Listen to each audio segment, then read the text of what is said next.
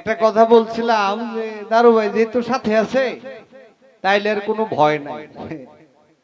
কয় ম্যাজিক বাউলিয়ানাতে আইছো তো হবিল সরকার আপনারে বলি, ম্যাজিক বাউলিয়ানা থেকে আমি আসি নাই, আমি বাউল গান থেকে ম্যাজিক বাউলিয়ানায় গেছিলাম।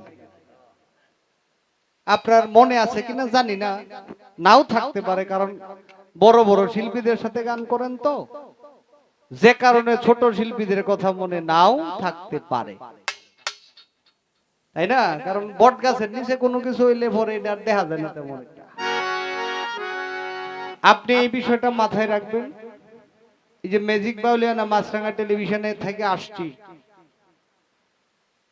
এটা 12 বছর বাউল গান করার পরে বা শিখার পরে, শিখতেছে এখনো, তারপরে ম্যাজিক বাউলিয়ানায় নিজেকে যাচাই বাছাই করার জন্য অংশগ্রহণ করি। মালিকের দয়া দৃষ্টি ছিল বিধায় এই পর্যন্ত গেছি, সাথে আপনাদের দোয়া ছিল।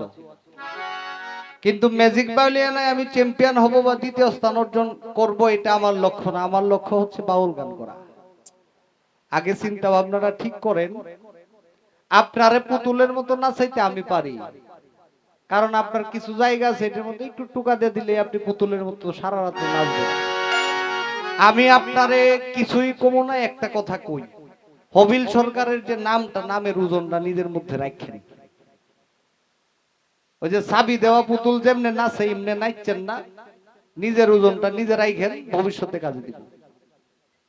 কারণ আমি যদি ভুল করি আমার সংশোধনের সুবিধা আছে, আমি ভুল করলে আমার সংশোধনের সুবিধা আছে। কিন্তু হবিল সরকারের নামটা কিন্তু অনেক বড়, আমার বলার মধ্যে একটু ত্রুটি থাকতেই পারে, এটা আপনি সুন্দরভাবে ধরাইতে পারেন। এই যে শেষে ধরাইছেন না যে দারু ভাই তুমিও দিবা আমিও দিব, দেইবা না দেই এটা বিষয় না। আপনি যদি প্রথমে বলতেন যে তুমিও দিবা আমিও দিব, তাহলে কিন্তু শেষ হয় বিষয়টা। আপনি অনেক কিছু ধরে আনছেন বাউলিয়ানা থেকে শুরু করে। আমি একটা কথা কই, কথাটা হলো এই, যদি বাউলিয়ানা এই পর্যন্ত না যাইতে পারতাম, আজকে তো এই কথাটা মঞ্চে বলছেন এইভাবে, নয়তো অন্যভাবে বলতেন, নয়তো অন্যভাবে বলতেন। ভিতরটা একটু পরিষ্কার করতে হবে সবারই, নয়তো সমস্যা।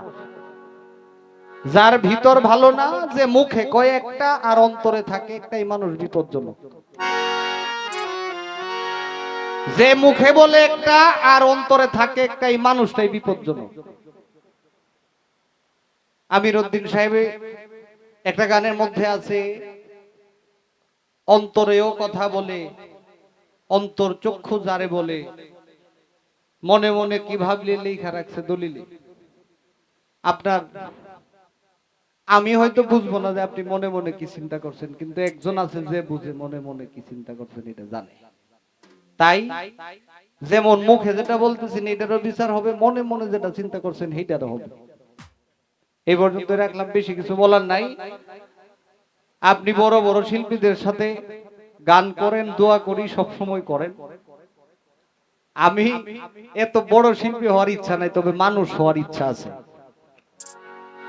আমি শিল্পী, এত বড় শিল্পী হইতে চাই না, তবে একজন ভালো মানুষ হইতে চাই, যেন মঞ্চে থাইকা নাইমা গেলে এটা এই কথাটা না আসে যে শিল্পী ভালো কিন্তু মানুষ ভালো না।